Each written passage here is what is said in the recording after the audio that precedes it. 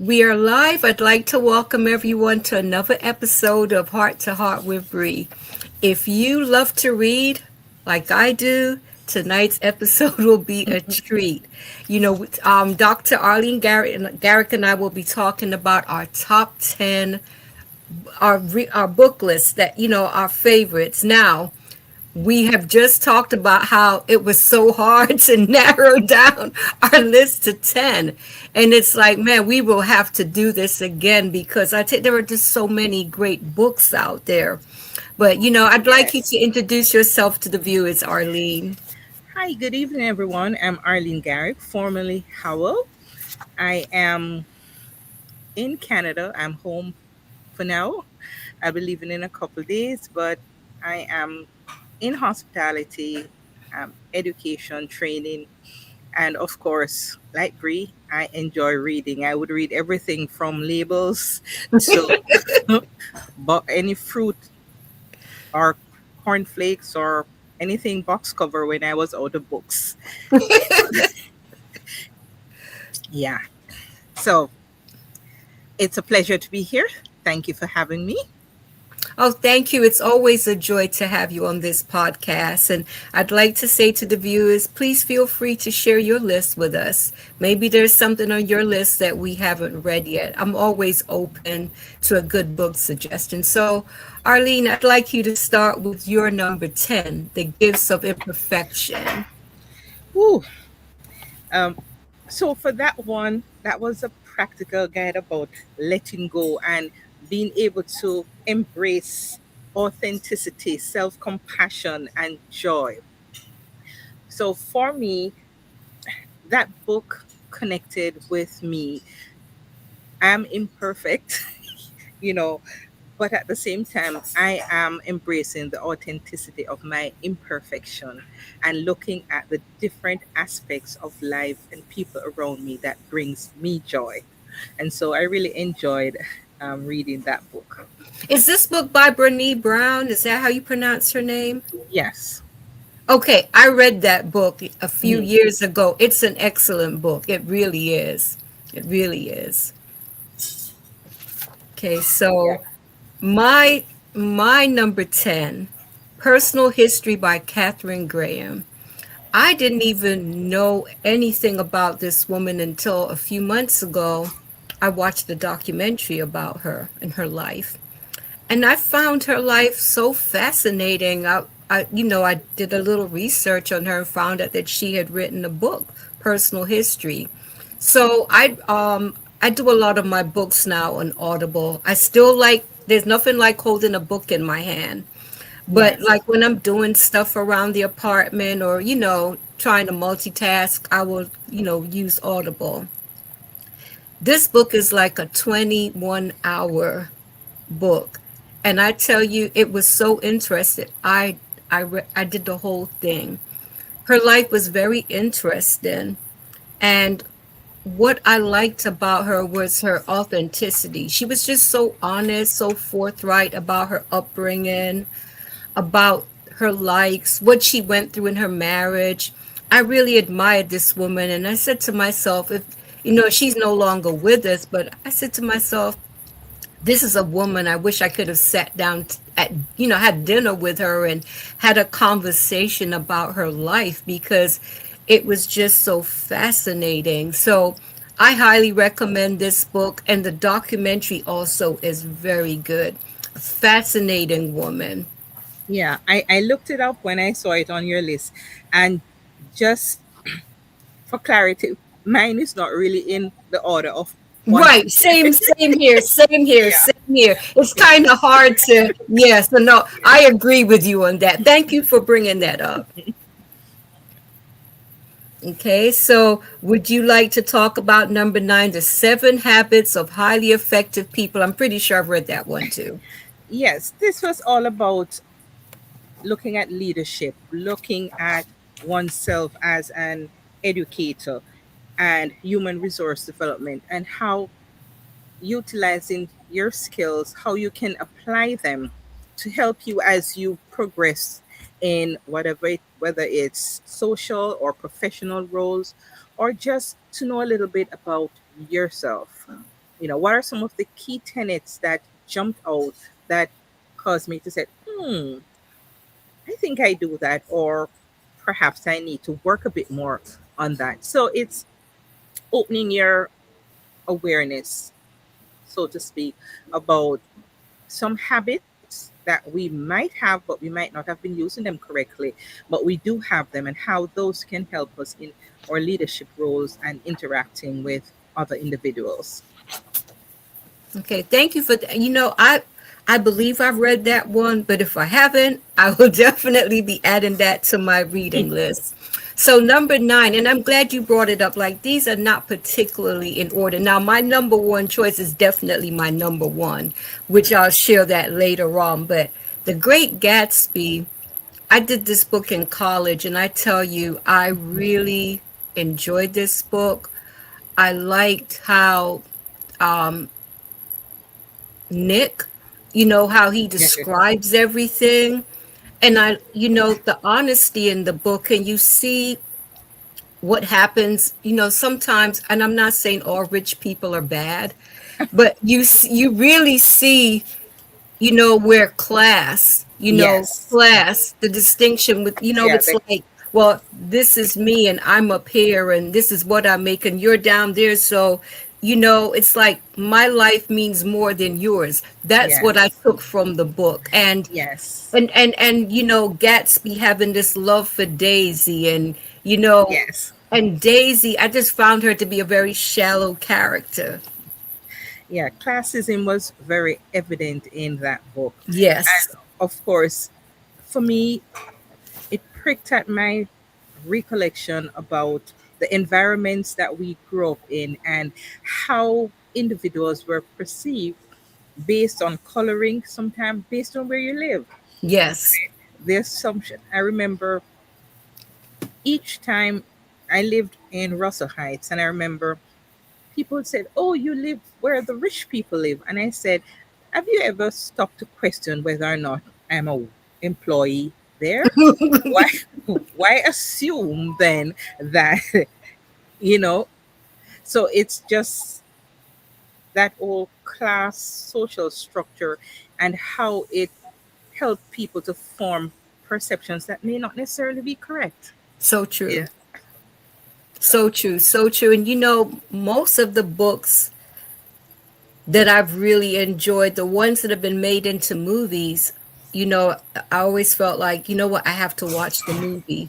But for some reason, with The Great Gatsby, I have not watched any of the adaptations of, the movies that have been out adapted from the book.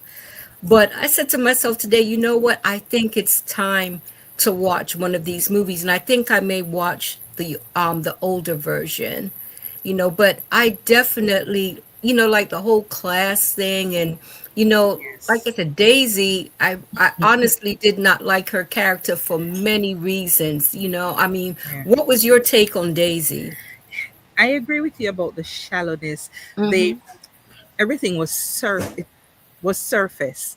You Yes. could not get a sense of truth to who she is. It's almost as if she was an actor acting Yes. out a role, right? So that individuals can see her in that light she projected that was not necessarily who she was, Right. right?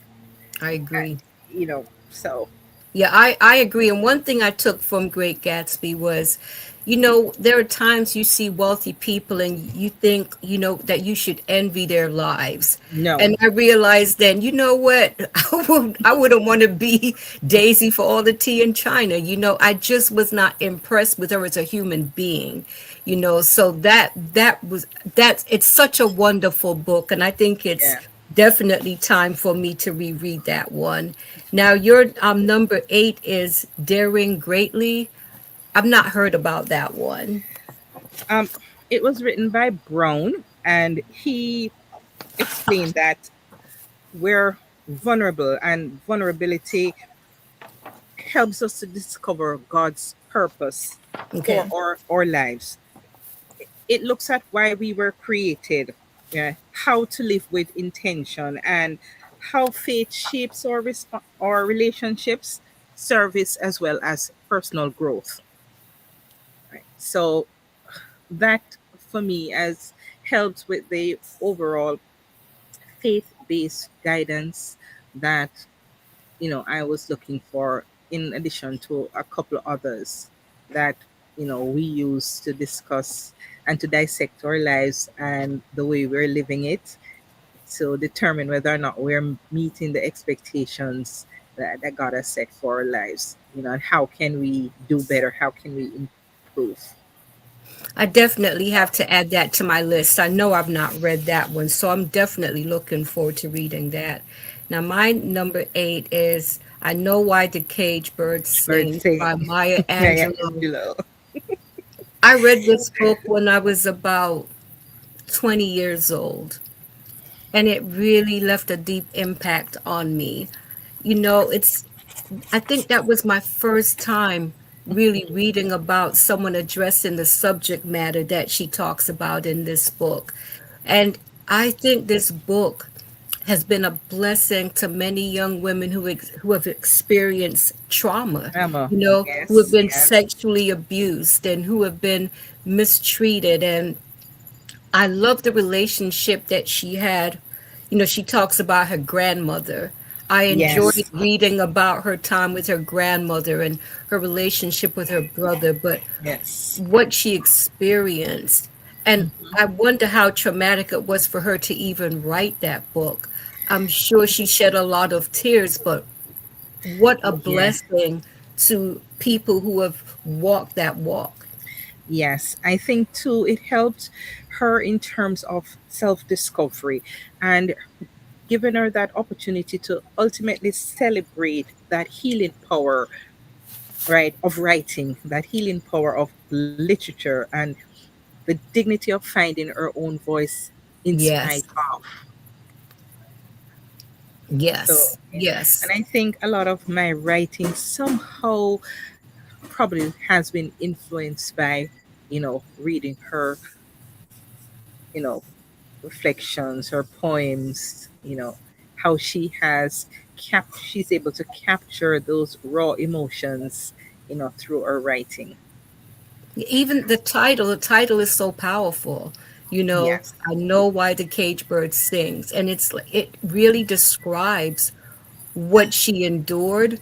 And I think there's something about, like, if you have kept a secret and you've had this secret that has brought a lot of shame to your life, and you're finally able to let it And out. let it go. Yeah. Right, let it go. It's like that cage bird won't stop singing once it Ye- gets the chance to start to sing, right? Yes. And it's a very powerful book, and I do believe I watched the movie, and if I remember Yes. correctly, Diane Carroll Mhm. is in that movie. But that book, it touched my life, and I mean, for anyone who's experienced any kind of trauma, I would highly recommend that book. Yes. It's I always look at it as pricking a balloon, and that air it starts out slowly, Yes. and Yes. then the more it comes out, the wider that prick gets, and everything just come rushing out. It's like that cage bird. Once the ability to sing starts, it Yes. cannot, and it helps to release whatever was holding her back. That trauma, she discovered herself. She was able to use her own voice, Yes. right, to help with her healing process. And that healing process for her, it led to healing, I think, for many out there, because Yes, for those who had never admitted to themselves, what, something happened to me and it was wrong. I should not have experienced that. I think she yes, gave a voice to a lot of young women. yes. And she also made them realize that they had nothing to be ashamed of. It wasn't Exactly. their fault, right? That these things do happen, and our ability to forgive ourselves, our ability to speak about what has happened to us, helps others as well, and it is freeing for the person who has to talk about it. So, It's true, because the sad thing about it is there are times with sexual abuse, it leaves a lot of confusion and Yes. guilt with the individual who has experienced it, and they question themselves over and over, like, did I do something wrong? Wrong. Did Mm-hmm. I ask for this? Did I somehow encourage this person to inappropriately, touch me or whatever it is? And I think this book really helped a lot of women. Like you said, it's understanding that I don't have to feel dirty and contaminated, right? Yes. Yes. I can free myself of the guilt. I'm so thankful that she wrote that book. Yes. Yes. Totally agree with you on that. Yeah, and now number seven, your number seven. I've read this book, The Purpose Driven Life. If I'm correct, it's Yes. by Rick Warren. Yes. Yes. It's a That's brilliant book. Yeah. yes. That was my Connect group. That was the book we studied, and we concluded that I think sometime last month. But it was just looking at the different aspects of our lives and realizing that we have a purpose, Yeah. realize that there is something that we need to do.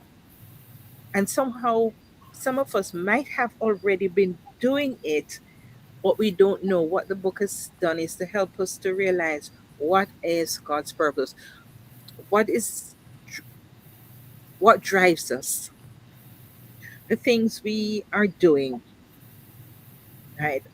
Were we created to do that? Is it the correct pathway? Is it the correct thing we're doing? And why is it some things are easier? Why is it some things are harder for us to do? And how do you recognize when you're doing what you're supposed to do? Yes. It's a brilliant book. That Yeah. book. I read that book. It may have been around 2010. I think it's around that time. And what that book did for me was I'd never really thought about having a purpose in life. I honestly never thought about having a purpose. And I really loved what he put in that book. And as a Yes. Christian, it really had me see Christianity in a whole new way. Yes. Yes. It.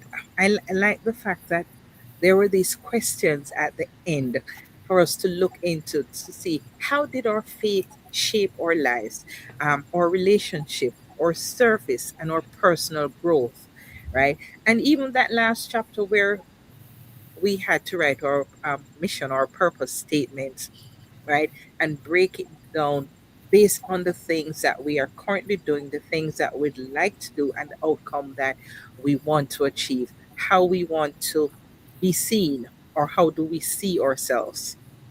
And Yes. so I found it very rewarding, very fulfilling, you know, to look at myself, my life, based on the guidance or the perspectives of that the author, you know. Yes.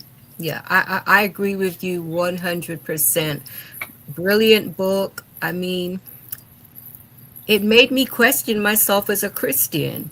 Am I am I just going through the motions, and like and really questioning myself, what is my purpose? And you know, life-changing read. It was definitely a Yes, life-changing read. I yes, highly yes, recommend that book. Yeah. yes, yes.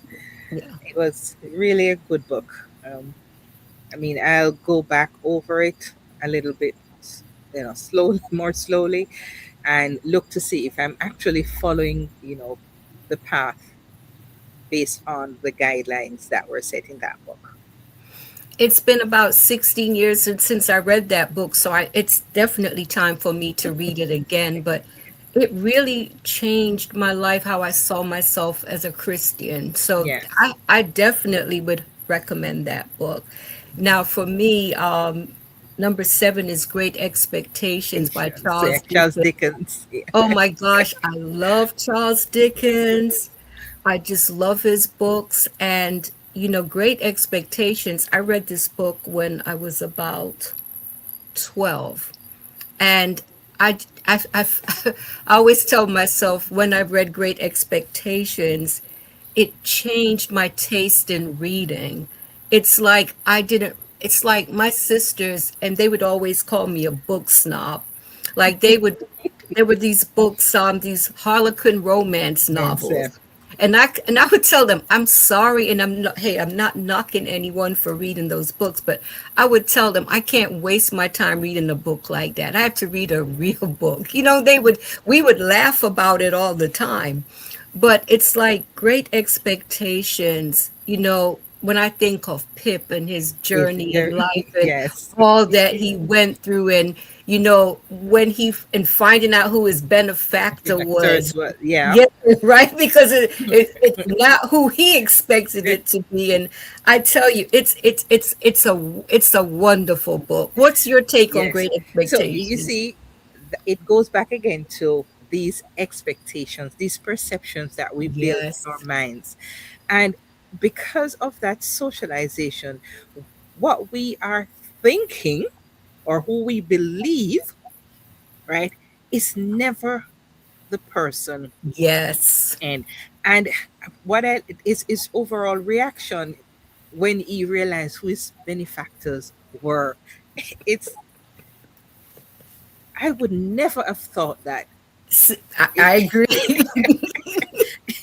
You know, that aha moment, and I'm saying in real life, we have several of those moments, It's you true. know, we have several of those moments, and we said, who would have believed, who would have thought, Yes. you know, and that's Yeah. again is all based on our mindsets and our socialization about who is capable of what, who we think would do something versus those that we think would not. And it's those that we least expect. Yes, I mean Right? it's the truth. I have to share this quick story with you. My son, Demetrius, well, all three of my kids, they have enjoyed reading just as much as I have. And as children, I was really happy to see them continuing with what my siblings and I would do because we read a lot as children. So when Demetrius was about 12, actually, he was reading Great Expectations. And I remember feeling so proud that he chose to read that book on his own. So he was obsessed with video games. And I will never forget, I was asking him because I would ask him every so often, so how's it going with Great Expectations? So I started asking him some questions. So I asked him who was Pip's benefactor, and so he told me Mrs. Havisham. And I remember saying to myself, that doesn't sound right to me. I know I haven't read this book in years, but I'm like, nah. And then I realized, and I said, and he got punished for that too, because I was like, listen, if you didn't want to finish it, just be honest, but don't lie. But what it is, he wanted to play video games, so that's when I had to change my rule. Like during the week, no video games. During the week we will concentrate on schoolwork. But yeah, that I tell you, being 12 years old, I just can't begin to describe how much I loved that book and enjoyed Yeah. Pip's character. I remember my siblings used to complain and say, "Oh, she's never doing anything. Like, if I can bet you'll find her in some corner reading." I would go under the bed sometimes with a book and I would read. And they literally would search the house trying to find me. Right. But I just wanted that quiet space where I could immerse Yes. myself in the story. I literally went into the story through those pages. Yes. Yes. So I was there with Pip, right? Right? So you can relate to how I felt when I read Yes. it. I honestly enjoyed that book so much. And, I remember when I was a child and we would bring our reading books home from school. And at night, when my mom would tell us, okay, it's time to go to bed, I would sneak my reading book in bed. And I would try to cover my head with the sheets and try to read Yeah. in the dark. And I remember my mom caught me a few times and she would always tell me, you will ruin your eyes doing Oh, that. And I did oh end up needing yes. glasses. I did end up having to wear glasses.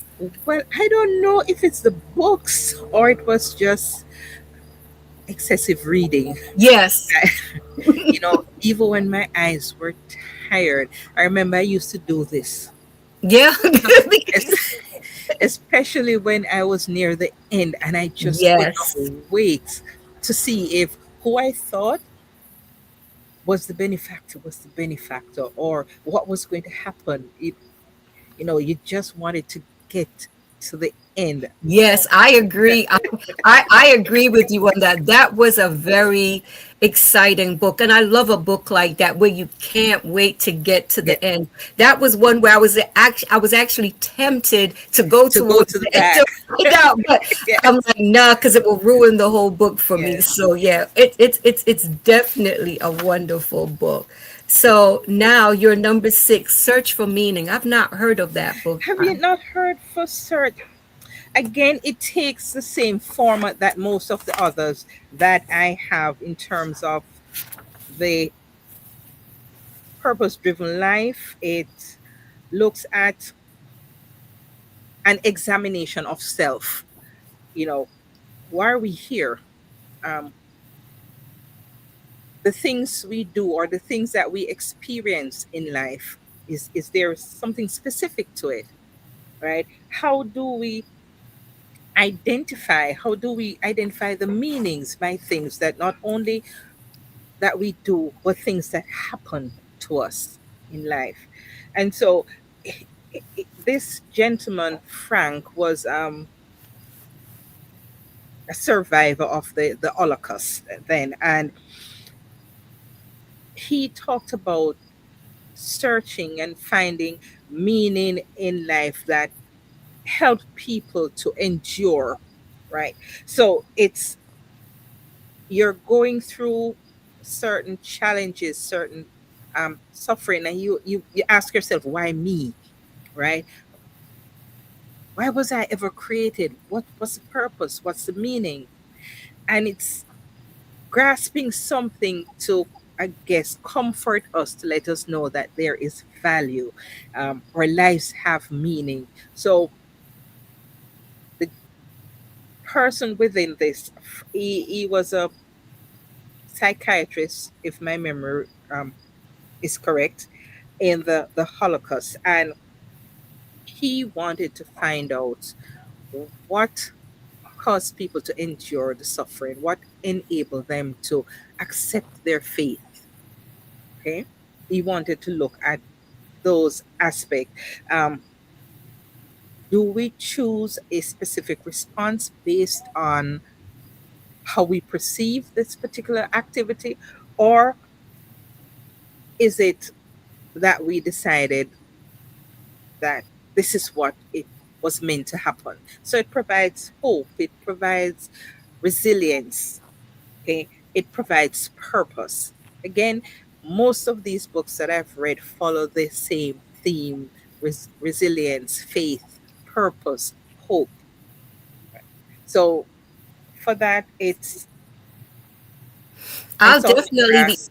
I'll definitely be adding that to my list Yeah. because I think this sort of reading, it can enhance your life richly, right? I Yes. think it really encourages you in your journey, and I'm definitely adding this one, so I'm gonna put it. Yeah, he was a Holocaust survivor, and usually I don't read books like that because it dredges up so much unpleasant It's memory. hard. Yes, but as he was recounting, and saying, okay, this there must be a reason why this happened, right?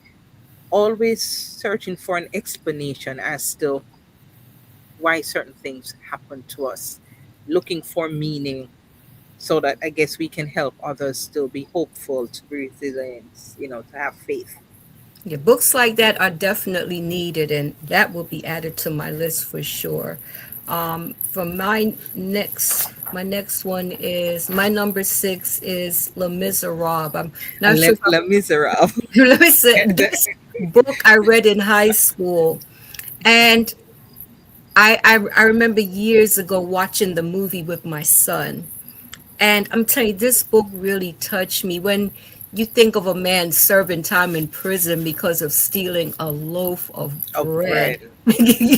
and what he went through for many years of his life because of stealing a stupid loaf of bread. I mean, what's your take? How And do you and feel about this and book? for me, it's not the act. He took the bread not because he was a thief, but because there was a need. He was Right? starved. If a He- person steals a loaf of bread, that should tell you that they're hungry, right. right? But again, we were in a society that already made presumptions.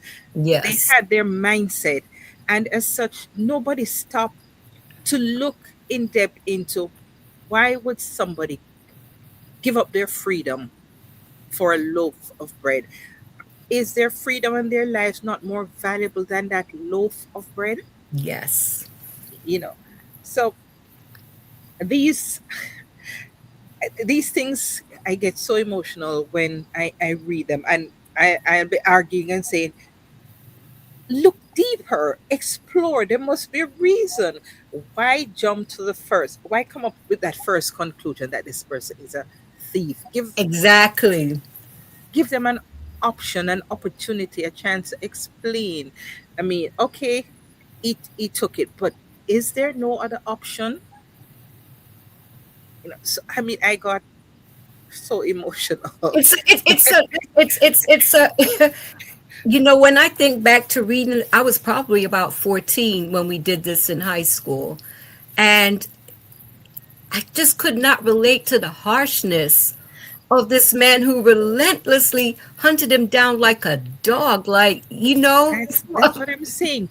Why could he not think that there had to be a very sound reason? And of course, bread, if it's not utilized within a specific time, it's no good. So Exactly. here is somebody taking a loaf so that they can consume it to assuage the hunger that they have.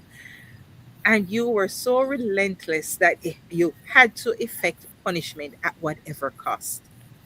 Right? How ridiculous and sad is that? I mean, so pathetic. I'm not lying to you. That book left an impact on me. I never forgot that book. And it's one that I would like to read again, but it's a hard book to read for the Yes. harshness of Yes. it, right? And what this poor Yes. man went through. It reminded me, the Bible said, he who is without sin cast the Yes. first stone. Right? It it made me think of this person, why, what was it? What drove him? Is it that he wanted to see this person punished because he did such a grievous crime? Or was it that he was the self appointed judge and jury that he had to get to him no matter what the cost? Which is so sad because you could see if the man had murdered someone, if he had done something really Yeah. heinous, but all he did was he stole a loaf of bread, which, oh my God. Hello, Mikey. Thank you so much for tuning in. You know, that book, I mean, it's like I can see myself sitting in the classroom now, like as we would go through this book. And I tell you, it left such an impression on me. But, you know, I used to ask myself, like, who was really the miserable in the book? Because I'm like, this Yes. guy, if you have to be a miserable person at heart to Yes. Yes. pursue a person, hunt them down, Yes. and it's like put them through so much misery over a stinking loaf of bread. Yeah. I said this person must not have liked their life very much. They Yeah, must not have been happy. They say misery likes company. it's true. So, It's true. You think of this man, right? yes. Yes.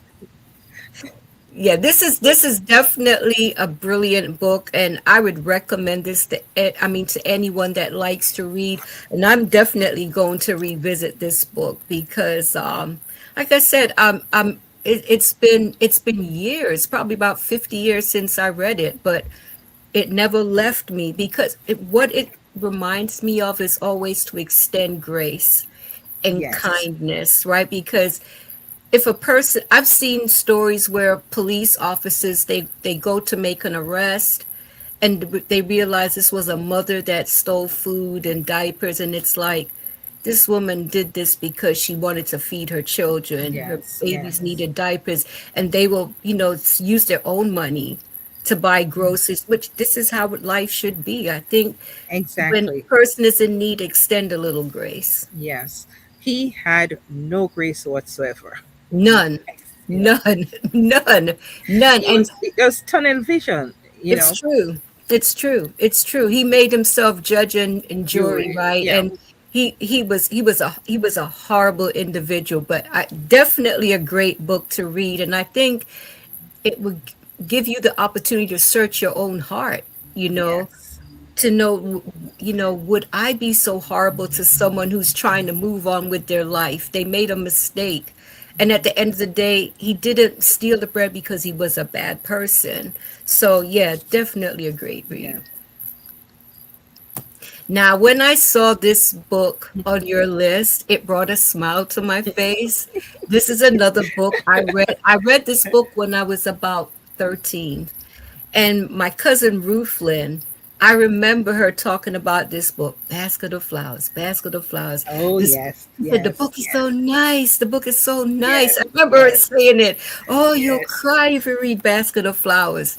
And I yes. read that book. Oh my gosh, what a beautiful, It beautiful book. was. I let me tell you something. Mary is my protagonist in that Yes, book. She display a sense of faith, yes, resilience, right? She suffered in silence, and she did not have to proclaim her innocence it's loudly. true. Her overall action made that awareness evident to everybody. You know, a bird saw something sparkly and took it up. And because she was the gardener's daughter, again, we go back to socialization, we go back Yes, to colorism, we go back to how we view people who are of a lower strata than we are. And the perception is because they are at a lower level, they must be so poverty driven that they would steal. We never ever think of an alternative. exactly. And I mean, for me, she was my favorite from Basket of Flowers. I said she embodied that quiet strength, Yes, right? yes, Integrity, humility, that unwavering faith, right? yes. That her innocence would be revealed and she would need not make much effort, make any noises, it would come through. I mean, being falsely accused, having misunderstanding. Okay, I'm the gardener's daughter, and so a ring went missing, so it had to be me. It can't have been a nice feeling to Couldn't. be faced with this accusation, and all you could think of was the impact it's going to have not only on you but on your father, on his job. It, it was, for me, that was an amazing story. And I've read that. I can't tell you how many times I've read that book. I definitely want to read it again because when I saw this on your list, it brought a smile to my face. And that was the first thing I asked you when you Yes, logged into the studio. yes, I yes, remember that book, and it's definitely a beautiful read. yes, I would highly recommend that book. yeah. She reminded me of dignity. Dignity is something Yes, somebody cannot take from you, it's right? true. It's it's something that is within you, a goodness. It's not a weakness. It is something that makes you stand out from the crowd, right? You're able to carry yourself irrespective of what hangs over your head. Yes, yes, That was one of the definitely things that made me realize that good and evil are two sides on the same coin, true. right? And our ability to accept and navigate either one is what lends us strength improves our faith, our resilience, right? And help us to be the people who we are. Right? Yes. That Yeah, one definitely. certainly, I would read it over and over again. I think my copy became so dog-eared, you It's know. it's such a beautiful book, and I definitely want to thank my cousin Ruthlyn for recommending that book. I will just never forget her talk. That's the book of Basket of Flowers. It's nice. It's nice. You need to Yes, read it. And I tell you, I'm so glad I read that book. A yes. lot of life lessons in that book, and I Oh, tell you, yes, it yes. it it really touched my heart. Hmm. Yeah, beautiful book. Thank you for reminding me of that one. Yes. Definitely. Well, my next book, my number five is Miguel Street, and Miguel Street. I'm Yes. actually, I actually have it on Audible now, and I'm listening. This is my first time doing it on Audible, and it's actually nice to listen to it being read. And I like the fact that the narrator has like an accent, Accent. and so it's authentic. And I tell you, I have read Miguel Street about 10 times. I read it for the first time in high school. Yeah, it was on our literature book list. Yes, Yes. yes, and I tell you, it's funny. It has moments of sadness. I love how you can tell there's a certain reverence that he has for the men of the street. They were like father figures to him. But the book is so funny, and I love the fact that it was in a dialect, and it's a brilliant book. V.S. Naipaul, I've read several Yes. of his books, but this is hands down my favorite. And it's definitely, now we said this is not necessarily in order, but this book will always be in my top 10. Yes. Always be in my top Definitely. 10. He has a way of bringing so much richness and life to the stories. Um, Yes. you can actually identify. It's putting yourself in the frame of mind of that main character and going through those same emotions, Yes. and expectations. Well, I've always loved reading those books. I enjoy the books that we had on our reading list. Yes, Are definitely. fantastic. You know. Yes, I'm telling you, Miguel Street. Oh my gosh. I laugh sometimes just thinking about some of the characters and the interactions, and oh my gosh, it's such a rich book. And I tell you, I love the fact that I've never been to Trinidad, but a part of me Yeah. felt like I could visualize the place. I could visualize the characters, and what a lovely book. I mean, hands down will always be one of my Yeah, favorites. that made me. That's one of the things that made me want to visit Trinidad, just to see if, And I remember my first trip to Trinidad is. I think I must have been a weird one asking people like, okay, where was this? Where would I find this? Um, I remember even here in San Fernando and all, I was asking exactly how far away, you know.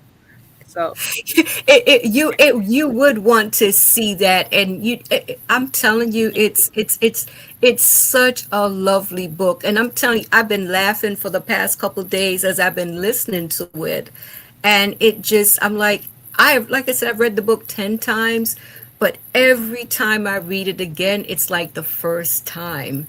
And I go back to that first time when we read it in class, and I will never forget the laughter because there are a lot of oh lot, a yes, lot there are of a lot of funny. Yeah. yeah, a lot of laughs. But oh, what a wonderful book! I will always treasure that book. Now, your next choice is Brentwood. I've never heard of that one. Okay, so Brentwood is a Christian novel by Grace Livingston Hill. It talks about a young girl that was adopted into a rich family, and her trying to identify who she was or who she was expected to be, right? And who really cared about her. It wasn't about the status that she was in a rich family.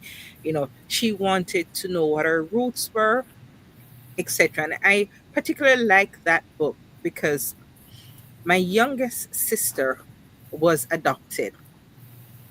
Um, when she was a babe, my aunt, they they didn't have any kids, and of course, you are in a family where, okay, there are 10 of us, and there are a lot of struggle. Mom is a single working mom, and okay, let us take the young one. You don't have money for child care, we can give her a better life.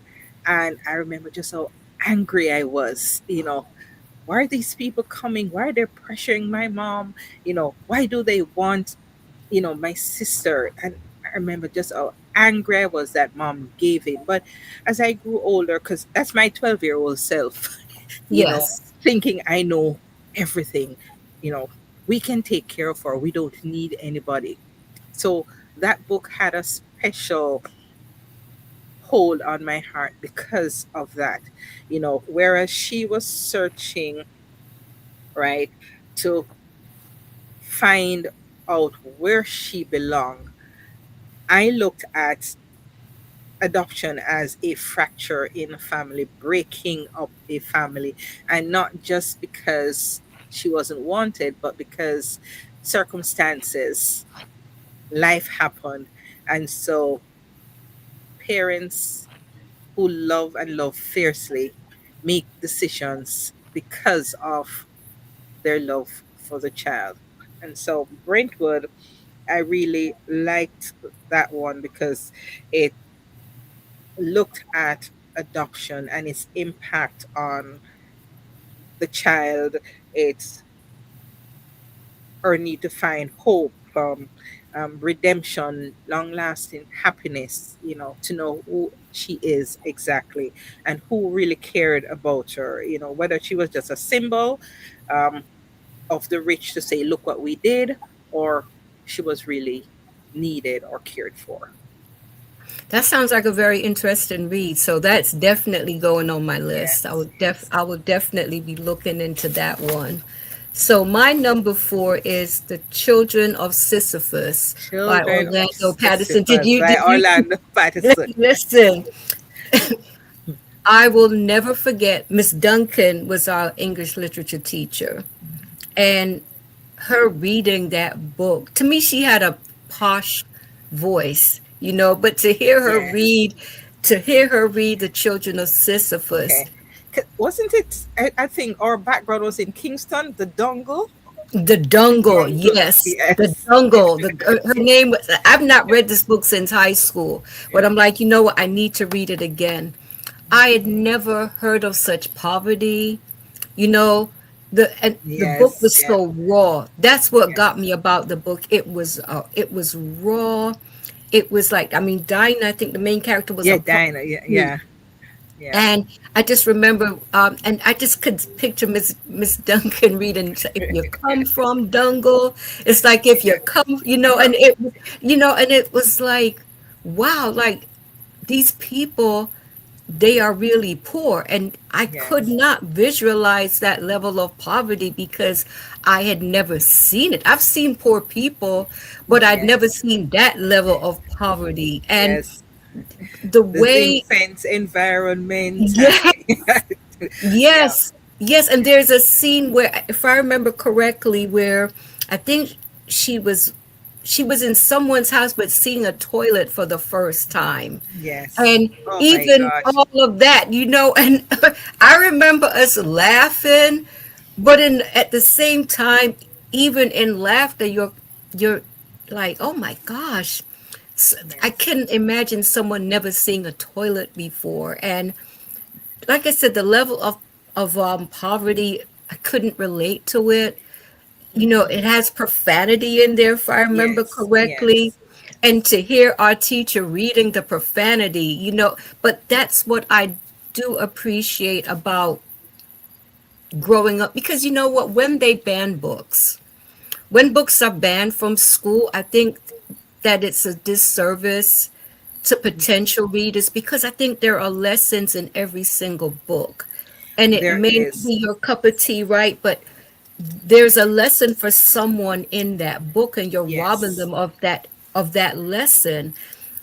I look back now, And what that book taught me was not to judge people because of their Oh, poverty, mhm. not judge people because of where they're from, Yeah. but I mean, what's your take on the children N- of Sisyphus? not to voice our expectations or our belief, right? Not to make judgment, right? Yes, And that yes, irrespective of where an individual comes from, there can be lessons that we learn, right? We may not be a part of it or maybe not able to identify it, but there was a lot of lessons from the dongle, from Dinah, yes, from all of yes, those people yes, to show that yes, even though they were poor, they stood for something. They yes, supported each other. You know, they were respectful and looked out, right, to take care of those who were equally as poor as they were, but maybe at that point in time they did not have enough. That camaraderie that was there was mind-boggling. yes. I remember a scene where she was standing, well, what appeared to be not so much a house, but like a four-wall zinc, and she was standing out there and she was asking about somebody that they hadn't seen for days, and they were having, that street side discussion. And I'm saying, imagine that, you know none can really help the others, but that concern Yes, was evident. And she was a character. yeah, She was definitely. a character. That is, I mean, when it was written in the 60s, and I'm thinking, for the author to write a book that was so honest, he didn't try He did. to whitewash the No, story. no, no. He was very honest, and I said, I know there are some people who would see it as being vulgar, but I think it's truly a brilliant piece of literature, and I love the fact that it's about people that who have been, like, are seen as outcasts by Yes, society, but they're human beings, and they have hopes and dreams just like anyone just else. like the rest of us. Right, Yeah. just like anyone else. And the way Dinah would always talk about, if you come back from Yeah, cool. Dungle, then it's like, Yeah. and it's like, what, to me, it's so sad to know that a person could think, well, this is where I'm from. I'm from the gutter, so this is where I belong, and this is where I'll always Yes. be. So if you come from Dongle, you can survive anything. Yes, You know, yes, yes, you can yes, survive just about anything. yes, yes. I tell you, It, it's a brilliant book. I enjoyed reading it, and I mean, some of these things I think I'm going to go back to and Yes, read and reread because there's so much, there's so many lessons that I I think agree. I was in my youth, my mind was not fully developed enough to identify some of these lessons that now that I'm an adult, I can understand. I remember when it says dongle, I was like, ooh, Right, right, you right, know, right. but I mean, I just kept picturing the trash. I kept yes, picturing these little shacks. And like I said, most books that when I read them and I'm visualizing them, I know that the book it's won me over. With yes, this book, I couldn't visualize everything because, as I said, I couldn't relate to everything. But as a human being, I found myself relating to these people who just wanted a better life. And Dinah, I mean, yeah. nice It, character. yeah, it was all about Caribbean identity and realism. And the realism part was hard because we could not really identify with some of the things that we were reading. As a part of the Caribbean, we could identify, but that level of poverty and Yeah, how people lived, we really could not it's identify true. it at that point in time. But as we got older, it was easier for us to be able to connect some of these dots at that time. And so for me, Children of Sisyphus and Miguel Street did that for me in terms of Yes. connecting the dots. Yes. Yeah, they're definitely two classics. And if you've not read those books, Miguel Street and Children of Sisyphus, please add them to your list because Yeah. I tell you, it would definitely, and I definitely want to read Children of Sisyphus now as an adult, because Yes. I've not read it since high school, but I never forgot it. I just could not forget that book. And like I said, I remember some of my classmates laughing so hard because they're listening to Miss Duncan with, all this profanity, but that's what, and that's something I've told people. If I'm reading a book or watching a movie, if it has profanity, if it has sexual content, if it goes along with the story, I can take it. But if it's just there to Yes. sensationalize the story, Yes. right? Yes. Then Yeah. to me it's just tacky. But if it has a place in the story, then yeah, Yes. I'm all for it. And the Children of Sisyphus, Oh, yes. yes. Yes. That's all of that. The old But social justice part of it, the yes, identity, the realism, it was just raw, right? yes. And as I said, no, I am better able to connect those dots. Yes, same here, same here. So yeah, definitely I'm definitely planning to reread this book because I would like to see will it still affect me now as it did as a child. Yes. I think Yes. I'll have a better understanding of the Thing. situations, right? But brilliant book. Yes. So now let's talk about your third choice, A Year in San Fernando. Fernando. Oh Not my heard of that gosh. one.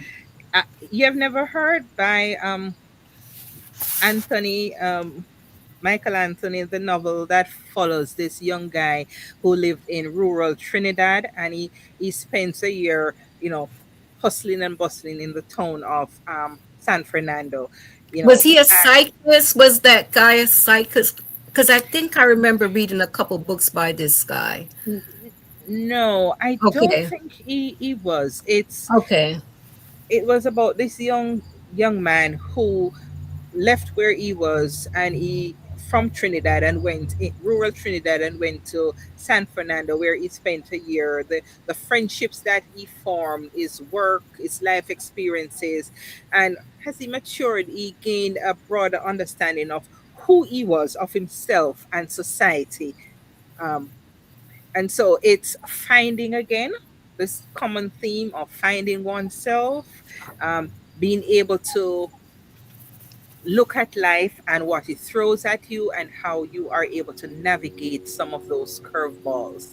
So, the year in San Fernando was, I think, on my reading list, and I really enjoyed reading that book, A Year in San Fernando. I have to now. Did he write a book called The Games Were Coming? Ooh, Anthony, was he I'm you must know have what done that. you I am definitely going to look this book up because I do remember reading something by this author. Yeah, So I yeah, will definitely be look. And I tell you what, for those who have never read books by the West Indian authors, authors from the Caribbean, you're doing yourself a disservice. There are some wonderful books. I'm telling you, some great authors from that area. And yeah, I'm glad you mentioned this one because I will yeah, definitely be looking this one up. yeah. So it's like when you live in the country and then you grow up and you leave high school and you journey into Kingston, and all of a sudden that is totally different from that lifestyle, and you having to learn and navigate your way. It was like that young man, rural life and moving to urban life in San Fernando. Okay, I'm looking definitely adding this one to my list. I'm looking forward to reading it. For my number three, it's Animal Farm. Oh my gosh, the politics of the animals. Listen, now this is a book I think that's had the greatest impact on me as a reader. Miss Lucy was my English literature teacher when we did Yes, this book. yes, And this book taught me to think for myself. This book taught me to question things. This book taught me whether it's at home, church, a job, if something doesn't feel right to me, I have the right to question it. It taught me not to go with the flow, you know, Exactly. because, you think back to Boxer, poor Boxer, everything for the good of the farm, for the Yes. good of the farm, for the good The of good the of farm, mhm. right? And then you think of Squealer, you think of all the propaganda, and I said to me, George Orwell was a genius. Oh yes. He was to How me like a prophet. yes. How he could take politics of the real world and infuse it In a into farm. a farm, right? And have the ability to expose corruption and Yes. power, you know, the whole totalitarianism, the whole Yes. betrayal, the propaganda. It was, I mean, the pig. It was, Right. It's a brilliant book. I remember Miss Lucy telling us, Boxer represents people who follow systems blindly. yes, And I remember I yes, would always yes, tell myself that will not be me. That will not be me. I will never just go with the flow. I will never be afraid to question authority. I will just never, you know, oh my gosh, when you look at the world today, and I said to myself, it's perfect for the times that we're living in. It's yes. definitely a book that I would read again, and I would definitely. I know there's a movie. I've never seen it. Yeah, I've never seen it either, but I would love to really see it because just looking at those animals calling parliament, Yes, yes. you know, It's it it's was it's a brilliant it's a amazing. brilliant book, and I said to myself, George Orwell was a genius, brilliant. And like Yeah. I said to my the other day, I actually looked up to see if there was a movie or something about it, and I said to myself, this man was a prophet because it's like you look at the world now, and I'm like, Now, it's like an yes, animal farm. It's like it's an animal farm, and I am telling you, I will always thank Miss Lucy for how she broke that book down to us. It changed my thinking, and I've never been afraid to speak up. I've never been afraid to just go with the flow in anything. Even if it's at my church, I will question things. If it doesn't sit right with me, I will question it. I'm not going to do it just because everyone is doing it. And I always say yes, to myself, don't be Boxer, because yes, poor yes, Boxer, I mean, oh my gosh, brilliant, brilliant, brilliant book. Oh, Marsha's saying good evening to both of good, us. Thank you so good much. evening. Appreciate you tuning in. Yeah, Animal Farm is a masterpiece. Yes, it It's is. it's definitely a masterpiece, and I'm telling you, I looked at your list and mine, and I said I will be busy for a long time because I need to reread a lot of these books because I think, especially in today's world, we need these books. We Yes, we do. definitely do. We definitely do. And what was it, would you say, that impacted you the most about Animal Farm? Is there a character that stood out to you? I mean, what was it that really stayed with you about Animal Farm? I'm trying to remember if it were the ducks. They, but for me, the pig. Squealer. It was yes. The name was profound because Yes. it's almost as if there was always, not that he made sense in all cases, but he lended his voice to almost everything. Yes. And sometimes they say if you have nothing to say, then you say nothing, you don't contribute. But sometimes if we are all going to not contribute, then at what point are we going to be able to have a discussion if everybody is going to hold back? I It's mean, true. It's true. It's the truth. When I see something on the news or wherever it is, and I don't agree with it, and someone else they think it's brilliant. They think it's a Yes. wonderful idea. And I'm thinking, are we Yeah. both listening Uh, to the same thing, right? Are we yes. both seeing the same thing? And I questioned it, and it made me realize that there are some people who are very gullible, who will fall Yes. for anything that is said to them. Like I said, this book was definitely, I think, the book that made the biggest impact on me as a human, because I will just never go with the flow on things. If Yes. something doesn't sit right with me, I could be the only one, but I'm not going to agree with something if I know Yes. in my heart it's not right. You're not going to be a boxer. No, no, poor boxer. And every time I think of boxing, for the good of the farm, for the good of the farm, for the good of the I farm. I think it was in his mind. I was just that was my contribution. So I'm neither for or against. Yes. I'm somewhere in the middle. Yeah. Yeah, And and, there's some no, people yes, like us in life like that. Oh, it's true. No, it's true. It's true. But oh my gosh, I tell you, this book, Animal Farm, it's a wonderful book. That was, I think, that one of the deepest books that I've read as far as getting into the politics and oh all of yeah. that. And when she broke it down, and I was like, wow, like you said, a farm. He used a Yes. farm to tell this story. I mean, oh my goodness, how brilliant. The first time and I realized it was about animals, I was saying, "Oh, this is gonna be dumb," But then, as I started reading it, I literally started looking at some of our political leaders and say, Yes, uh, "This is a boxer. This is a yes, school." it's true. It's true. That's how I compare politicians too. Oh my gosh, brilliant, brilliant book. And yeah, I will definitely be reading this one again soon. Now tell me about Green Days by the River. I've not heard of that Yeah, one. that's also a Trinidadian book.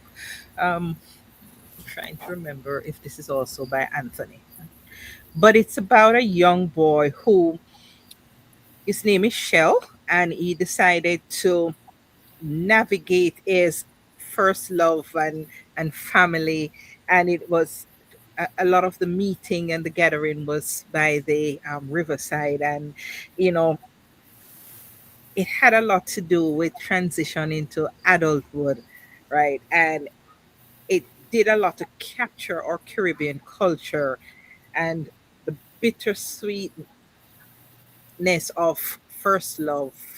You know, that was ordinary sort of school young people interaction. That's what it was Okay. about, and how one's perspective changed as they matured and they grew up.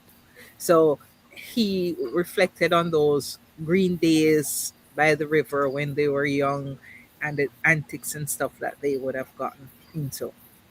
That sounds That, like a that beautiful read. yes, Another one that I'll be adding to my list. I know I've read some books by this author, and I'm definitely, once this podcast is over, I'll be looking it up and adding to my reading list. Yeah.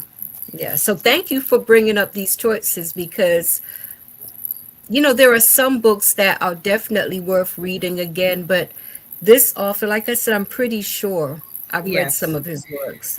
Oh, Yeah. there are a couple of books that I read, and I think about. I started putting a cow called boy, and I said, "Oh no, let's pull back from some of those," because these were books that over and over again that brought us an awareness to our Caribbean culture, um, the lives we grew up with, and how the different issues that we read about or we read about also were part of our lives and how we were able to handle it. I think a lot of these books gave us an out, you know, as we True. struggled through those teenage years, acceptance, some of those things, the old socialization, social culture, all of those things.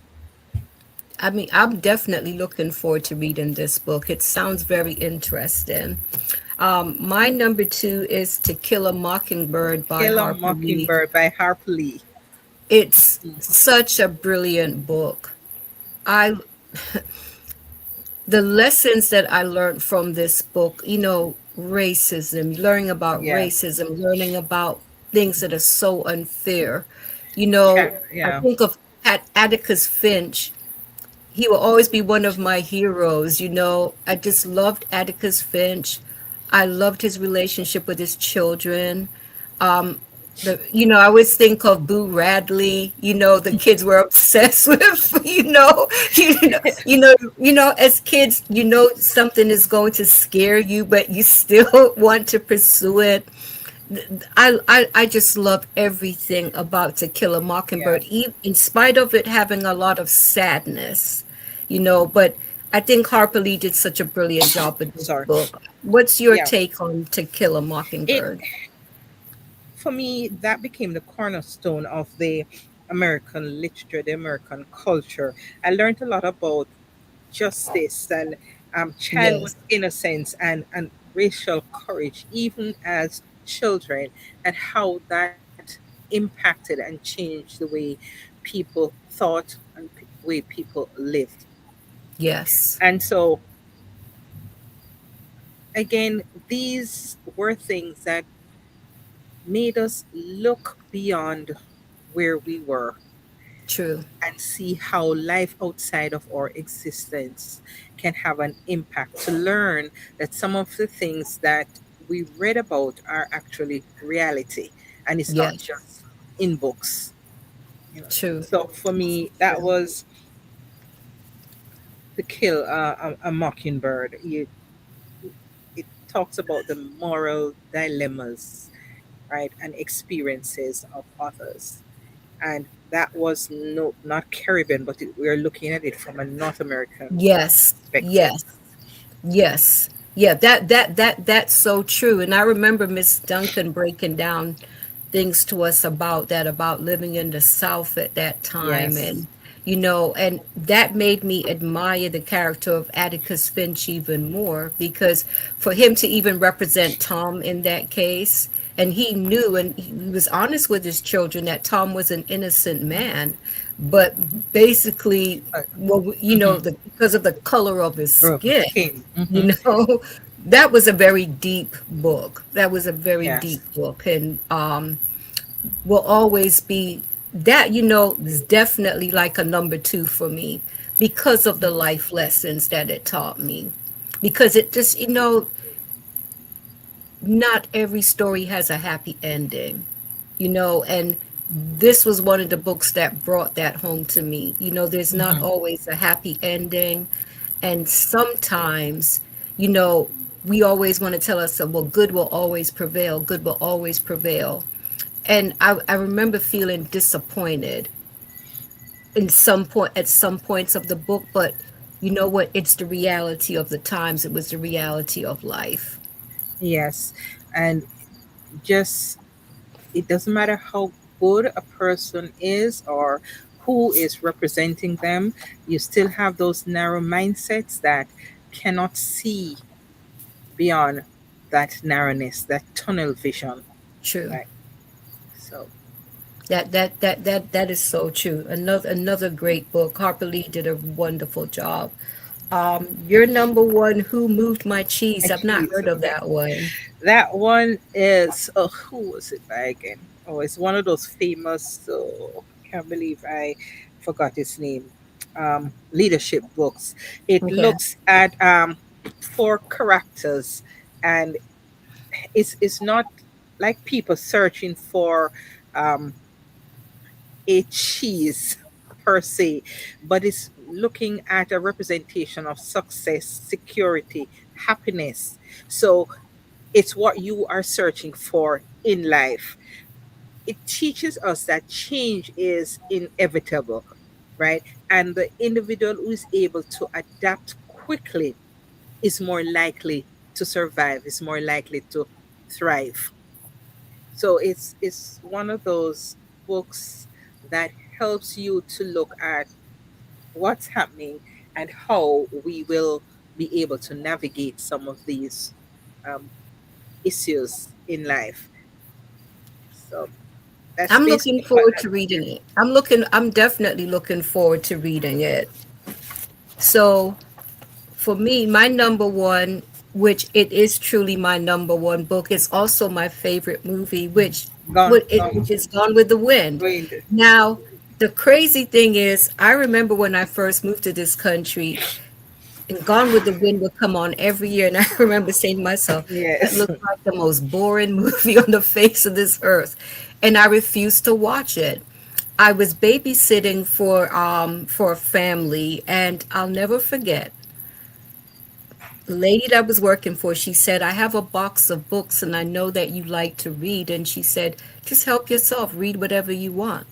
And in that box of books, The Color Purple was in there. And I remember reading that, which was a brilliant read. She made some brilliant choices.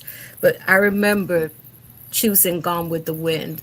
And when I started yes, reading it, I could not put it down. And it's a big book. But I yes, tell it you, is. I could not put it down. I could not Yeah, put it down. And because I was thinking it's about the old South and it's yeah, about this, so I won't like it. yes, Turned out to be my most yeah, favorite book of all time. yes. It was one of those sweeping historical epic about survival, about Yes. identity, about the cost Yes. of war, romantic tragedy, Southern identity. It was almost like those forbidden love in an era when Yes. war was all consuming, right? So that was one of the things I think that part had gotten to me after I got over the Southern identity and historical Right. component of it. I was able to see beyond those areas that in my mind should not have been a part of the It's story in the true. first place. It's true. I think Margaret Mitchell did a brilliant job with her characters. The ones that you hated, and the ones that you loved, you loved. You know, with Scarlett O'Hara, Uh, mhm. she was a very shallow woman as far as I was concerned, but her resilience, her determination not to give up, not to fail. I did love that about her. I loved a lot of things about the character Rhett Butler, Yes, but my yeah, my favorite character was Mammy. And I like the fact that Mammy stands out. She's a strong yes. character. Yeah, she's a slave, but you But she's a definitely strong, yeah, very strong character, right? You couldn't help but admire very her. opinionated. Yes. And I love that about her. I love that Yes, about her that she wasn't afraid to speak her yes, mind. And I could yes. see why when the movie came out, I can see why Hattie McDaniel And won that Oscar because she couldn't be denied. That's such a brilliant yes, character. I think she was the backbone of that, Yes. overall story. It's one of those powerful slave force forces that existed that even though there was potential for punishment, something Yes. had to be said, right? And cost it what it will. Mimi was going to say it, It's you know. it's true. It's true. I like how she would handle Scarlett. She would Yes. put Scarlett in her place. She would say the things that Scarlett didn't want to hear, and Scarlett knew in her heart that hey, she Yeah. was being told the truth. I mean, I will not lie to you. Reading Gone with the Wind taught me, well, there's that old saying, never judge a book by its By its cover. cover. Right? But I judged that book for so long and the movie because I'm like, oh, I don't want to read Yeah. that. But Yeah. my favorite book and my favorite movie of all time. Yeah. I I must say that's my prejudice came out when it, oh, I don't want to read anything about slavery. Oh, we have heard Yeah. so much about the suffering and the, you know, I wasn't prepared to go down that pathway again. But that taught me that in the midst of all of that, there is love. There, life Yes. still exists. There were people who, irrespective of their position in life, still played a role. Were still able to share an opinion, still able to take corrective actions and guide those. who were on the wrong path, or bring some truth to their lives through the explanation and the guidances. And Mimi did that quite well, you Yes, know. she did brilliantly. I mean, and what I liked about it too was it just reminded me that everyone has a story to tell that's worth listening to, right? Yeah. So, like, even with the slaves, they were slaves, unfortunately, but they still had a story that we wanted Yeah. to know about, right? Yeah. I remember in the movie there was one scene where I don't know what she was rebuking Scarlett for, but she stood, her apron on and her hands at her kimbo. It's just, okay, here is a source to contend with at this moment. I've got something to say and I'm going to say it. Yes, yes. I love the fact that she was so respected. Like they would turn to her, for advice or Yes, whatever, but yes, her opinion meant something.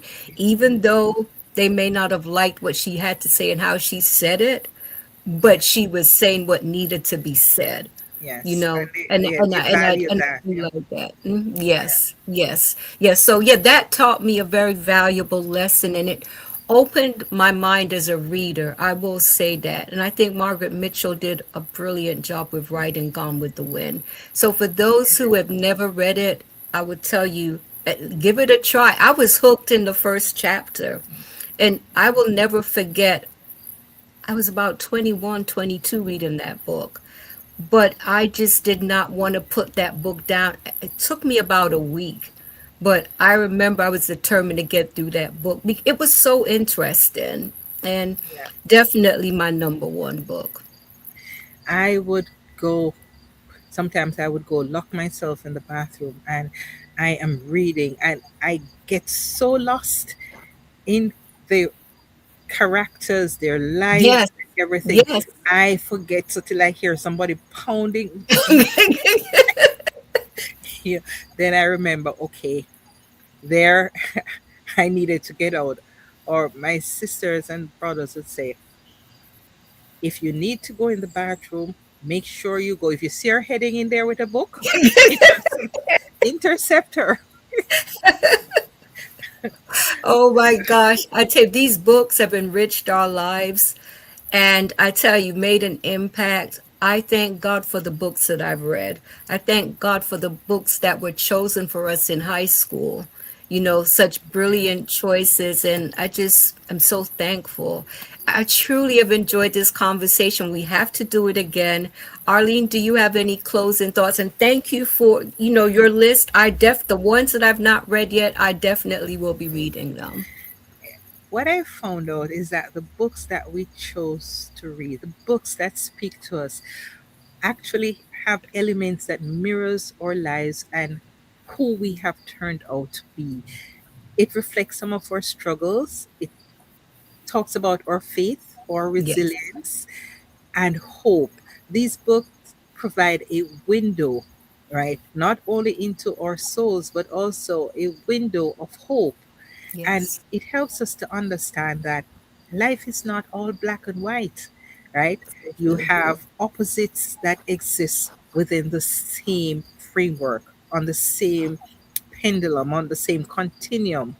And it's our ability to be able to analyze those and utilize them to our advantage that makes reading those books worthwhile, right? It helps us to see Definitely. things from another perspective, another lens, not just the ones that we have. And that helps us in our writing, in our communication, in our understanding of other people's lives. And it eradicates judgment because it allows us to see things through somebody else's lens. So true. And Marcia says here, she said she could relate to, she says, there was always a book accompanying me to that outside toilet. Okay. Yes. Yes. Yes. I tell you, books, what they did for me was it helped me to broaden my horizons and it taught me I could dare to dream, and Yes. I could see beyond the world that was mine. And I tell you, I'm so thankful. Provide it. These books have provided a form of escape. You know, Yes. they have just, and taught me so much. It helped me Yeah. to know that there's another point of view. I may not Mhm. agree with it, but to learning to respect how other people think. But for books like Animal Farm, like I said, it wasn't my number one choice, but it's right up there. It's number three, and it's definitely my number three. And I'm Yeah. so thankful. And it gave me, these books have given me an appreciation for being an avid reader, but also for teachers like Miss Duncan and Miss Yes. Lucy, that really taught us to think, because that's the beautiful thing about English literature. There are people who have found that class, I know they found that class to be very boring, but that was my favorite class. Yeah. You see, one of the things I've found about books on a whole is that for me, I consider myself well traveled because the places I have been just through reading those books. Yes, I mean, literally, I think if I were to go to some of those places, I could immediately identify some of these spots. so So I true. didn't need a passport. I didn't need to go on an aircraft. I was able to travel the most beautiful journey, no long lines, no immigration, no passport. I was able to travel and enjoy the different locations. The descriptions were Yes. so vivid.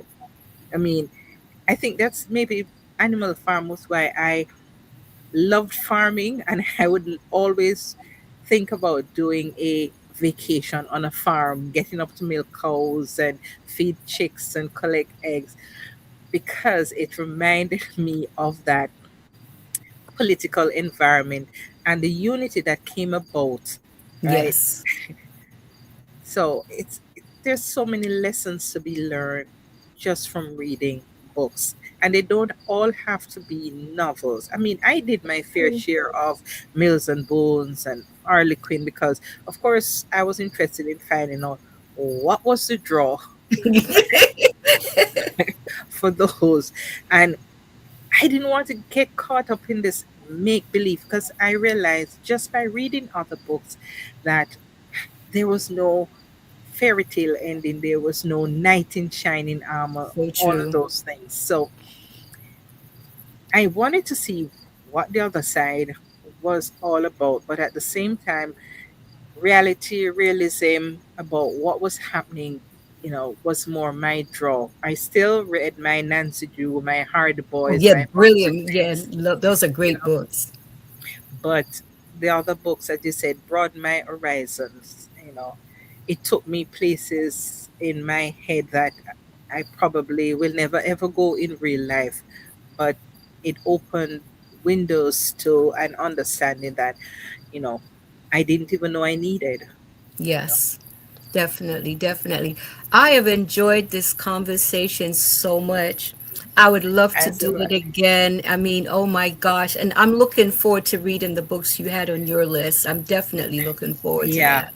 And I'll be adding a couple more.